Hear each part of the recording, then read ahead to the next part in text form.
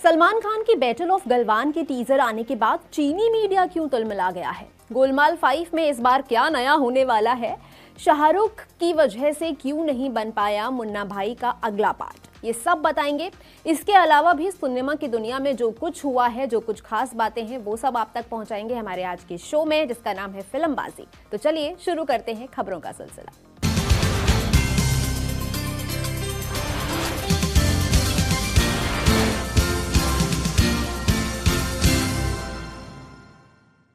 कियारा आडवाणी और हुमा कुरैशी के बाद यश की टॉक्सिक से नयनतारा का लुक रिलीज कर दिया गया है। इस पोस्टर में नयनतारा एक पावरफुल अंदाज में नजर आ रही हैं। उनके लुक से कॉन्फिडेंस और खतरा दोनों दिखाई दे रहा है। वो एक बड़े से कसीनो के एंट्रेंस पर खड़ी हैं। उन्होंने अपने हाथ में गन पकड़ी हुई है। फिल्म में उनके किरदार का नाम गंगा होगा। ये एक हाई एक्शन ड्रामा फिल्म है। फिल्म 19 मार्च 2026 को थिएटर्स में रिलीज होगी। अक्षय कुमार और प्रियदर्शन साथ में एक हॉरर कॉमेडी फिल्म पर काम कर रहे हैं। नाम है भूत बंगला। ये फिल्म 2 अप्रैल को थिएटर्स में रिलीज होने वाली थी, लेकिन अब इसकी रिलीज को आगे खिसका दिया गया है। अगले साल अप्रैल में कुछ बड़ी फिल्में रिलीज हो सकती हैं, जिस वजह से मेकर्स इस क्लैश से बचना चाहते हैं। गोलमाल 5 आ रही है और इस बार मस्ती में कुछ नया ट्विस्ट है।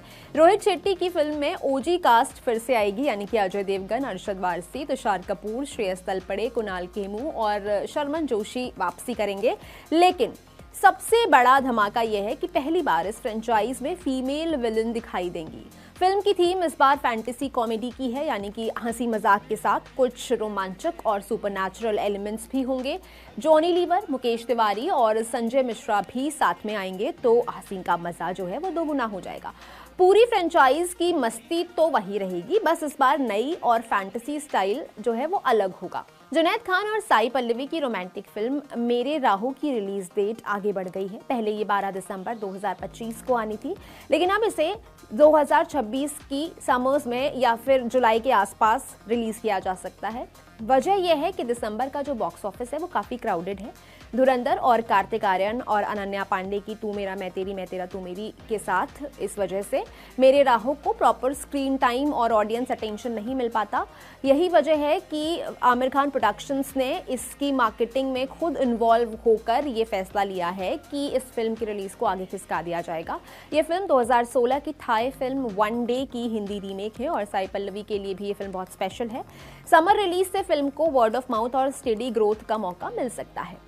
21 की रिलीज से पहले सेंसर बोर्ड ने फिल्म में बदलाव करवाए हैं। फिल्म की कहानी 1971 की इंडिया पाक वॉर में वीरता दिखाने वाले अरुण खेत्रपाल पर बेस्ड है, जिन्हें सिर्फ 21 साल की उम्र में परमवीर चक्र मिला था। सीबीएफसी ने फिल्म के कुछ हिस्सों में बदलाव करने को कहा, जैसे एक 15 सेकंड का डायलॉग इंडिया पाक रिलेशन पर हटाने के लिए कहा गया, टैंक का नाम डिलीट करने के लिए कहा गया, अल्कोहल ब्रांड को ब्लर करने और एंटी स्मोकिंग नोट जोड़ने के लिए कहा गया, और बाकी सब कुछ ठीक करने के बाद फिल्म को UA13+ सर्टिफिकेट मिला है। फिल्म में अगस्त नंदा, जयदीप अहलावत, सिमर भाटिया और धर्मेंद्र अहम रोल में हैं। ये धर्मेंद्र की आखिरी फिल्म है।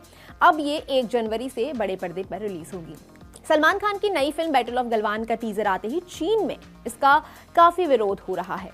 इस फिल्म में 2020 की गलवान वैली की झड़प को दिखाया गया है, जहां भारतीय और चीनी सैनिक आमने सामने आए थे। इंडिया में लोग फिल्म की तारीफ कर रहे हैं और इसे शहीद जवानों को श्रद्धांजलि मान रहे हैं, लेकिन चीनी सोशल मीडिया पर कुछ लोग कह रहे हैं कि फिल्म की घटनाएं जो हैं वो सच से मेल नहीं खाती। ग्लोबल टाइम्स और कुछ चीनी एक्सपर्ट्स का कहना है कि फिल्म इतिहास को नहीं बदल सकती और चीनी सेना की ताकत पर असर नहीं डालेगी। ग्लोबल टाइम्स चीन का सरकारी मीडिया है। उन्होंने अपने मिलिट्री एक्सपर्ट सोंग झोंगपिंग के हवाले से लिखा, भारत में फिल्मों का इस्तेमाल देशभक्ति की भावना बढ़ाने के लिए किया जाता है, मगर कोई भी फिल्म गलवान घाटी संघर्ष के तथ्य को नहीं बदल सकती। और तथ्य ये है कि पहले भारतीयों ने इंडो चाइना सीमा पार की थी, जिसके जवाब में चीनी सैनिकों ने चीनी सीमा की रक्षा की। इस पब्लिकेशन ने गलवान घाटी की झड़प का दोषी भारतीय सैनिकों को ठहराया है। इसके मुताबिक अप्रैल 2020 से भारतीय सैनिकों ने LAC पर सड़कें, पुल और दूसरी सुविधाएं बनानी शुरू कर दी थी। चीन ने कई बार विरोध जताया, लेकिन भारत ने LAC पार की, जिससे चीनी फौज के पास हमले के सिवा कोई दूसरा चारा नहीं बचा।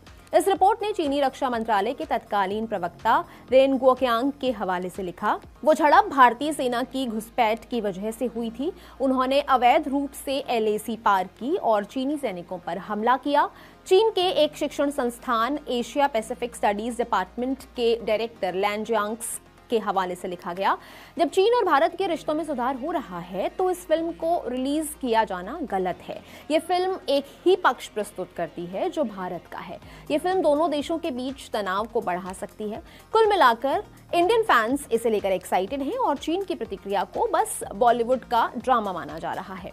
चीनी मीडिया के इस आरोप पर वेटरन फिल्म मेकर और FWICE के चीफ एडवाइजर अशोक पंडित ने कहा कि ये तो बस उनकी सिक्योरिटी वाली फीलिंग है। फिल्म सच दिखा रही है और हमारी बहादुर आर्मी के बलिदानों को उजागर कर रही है। प्रोड्यूसर राहुल मित्र भी कहते हैं कि सलमान और अपूर्व लाखिया जैसे नाम इतिहास तोड़कर फिल्म नहीं बनाते। फिल्म में सलमान कर्नल बिकमुल्ला संतोष बाबू की भूमिका में हैं, जिन्होंने 16 बिहार रेजिमेंट का नेतृत्व किया था, और साथ में चित्रांगदा सिंह, जैन शो, अंकुर भाटिया भी अहम रोल्स में हैं। ये पूरी फिल्म 17 अप्रैल 2026 को थिएटर्स में रिलीज होगी। धुरंधर की धूम थोड़ी धीमी होने वाली है। 1 जनवरी से कई सिंगल स्क्रीन थिएटर्स में धुरंधर के शो 50% कम हो रहे हैं और नए साल की शुरुआत हो रही है 21 के साथ, जिसमें अगस्त नंदा और धर्मेंद्र हैं। जियो स्टूडियोज ने 21 की रिलीज का काम संभाला है, इसलिए उन्हें धुरंधर के शो कम होने में कोई दिक्कत नहीं है और फिल्म को 30 से 40% स्क्रीनिंग मिल रही है। मुंबई जैसे शहरों में 21 के शो तू मेरी मैं तेरा से ज्यादा हैं और बड़े मल्टीप्लेक्सेस जैसे गैलेक्सी में 4 शोज रोज मिल रहे हैं। धुरंधर अब 2 शो के साथ चलता रहेगा और कुछ थिएटर्स मराठी फिल्म क्रांति ज्योति विद्यालय भी दिखाएंगे। मतलब नए साल की पहली स्क्रीन स्पेस की लड़ाई हो चुकी है और दर्शकों को कई सारी फिल्मों का मजा एक साथ मिलने वाला है। धर्मेंद्र 21 में एक बहुत इंपॉर्टेंट कैरेक्टर प्ले कर रहे हैं। ये उनकी आखिरी फिल्म है। उनके यंग वर्जन के लिए, उनके किरदार के यंग वर्जन के लिए बॉबी देओल ने इसमें अपनी आवाज दी है। इससे फिल्म में एक अलग इमोशनल टच आ गया है और जनरेशन का कनेक्शन भी मजबूत हुआ है। फिल्म के पहले रिव्यूज आ गए हैं और क्रिटिक्स इसे इमोशनल, सच्चाई से भरी और पावरफुल कहानी बता रहे हैं। श्रीराम राघवन के डायरेक्शन में बनी ये फिल्म जो है, इसे मैडॉक फिल्म्स प्रोड्यूस कर रही है। ये 1 जनवरी को रिलीज होगी। फिल्म 1971 की लड़ाई में शहीद हुए 21 साल के लेफ्टिनेंट अरुण खेत्रपाल की कहानी पर बेस्ड है, जिसमें अगस्त्य नंदा मुख्य रोल में है। वो कुछ समय पहले कह भी चुके हैं कि ये फिल्म उनके लिए आखिरी मौका है। मुन्ना भाई फ्रेंचाइज की तीसरी मूवी मुन्ना भाई चले अमेरिका अनाउंस होने के बावजूद कभी नहीं बन पाई थी। अरशद वारसी ने अब इसके पीछे की असली वजह बताई है। उनके मुताबिक इस फिल्म के ना बन पाने की बड़ी वजह शाहरुख खान है। उन्होंने कहा कि माय नेम इज खान की कहानी मुन्ना भाई चले अमेरिका से काफी मिलती जुलती हो गई थी। उस फिल्म में भी हम दोनों यानी कि मुन्ना भाई और सर्किट अमेरिका के राष्ट्रपति से मिलने वाले थे। राजकुमार हिरानी को बिल्कुल पसंद नहीं है कि उनकी फिल्म किसी दूसरी फिल्म जैसी दिखाई दे, इसलिए जब उन्हें ओ माय गॉड के बारे में पता चला तो उन्होंने पीके के सेकंड हाफ को 3 बार लिखा। अरशद ने बताया कि मुन्ना भाई फ्रेंचाइज के तीसरे चैप्टर के लिए हिरानी के पास 3 स्क्रिप्ट्स तैयार हैं। उन सबकी कहानी आजकल आने वाली ज्यादातर फिल्मों से बेटर है। हीट 2 में क्रिश्चियन बेल के बाद अब स्टीफन ग्राहम को लिए जाने की खबरें हैं। डेडलाइन की रिपोर्ट के मुताबिक उन्हें नील मैक्यूले के यंग वर्जन वाले रोल के लिए अप्रोच किया गया है। फर्स्ट पार्ट में ये कैरेक्टर रॉबर्ट डिनेरो ने निभाया था। इसकी शूटिंग 2026 की पहली तिमाही में शुरू होगी। हीट 2 को माइकल मैन डायरेक्ट करेंगे। Pedro pascal starrer series the last of us season 3 की शूटिंग शुरू हो चुकी है। सेकंड सीजन में डेनी रमिरेज ने काम किया था और उनकी तारीफ भी हुई थी, मगर डेडलाइन की रिपोर्ट के मुताबिक तीसरे सीजन में वो नजर नहीं आएंगे। इस रिपोर्ट के मुताबिक डेनी किसी दूसरे प्रोजेक्ट के लिए डेट्स कमिट कर चुके हैं, जिस वजह से वो इसका हिस्सा नहीं होंगे। इस सीरीज का नया सीजन दिसंबर 2027 में रिलीज होगा।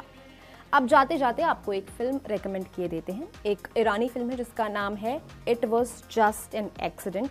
एक आदमी दूसरे आदमी को कोई और आदमी समझकर उठा लेता है, बांध लेता है और वो उसको मारना चाहता है, क्योंकि उसे लगता है ये वही आदमी है जिसने उसकी जिंदगी खराब की है। वो उससे बदला लेता है, लेकिन वो सही से नहीं पहचानता कि क्या वाकई ये वही आदमी है। वो कंफ्यूज है। इस पूरी फिल्म में ये कंफ्यूजन जो है वो दूर करने की कोशिश करता है। खोज के ये फिल्म आपको जरूर देखनी चाहिए।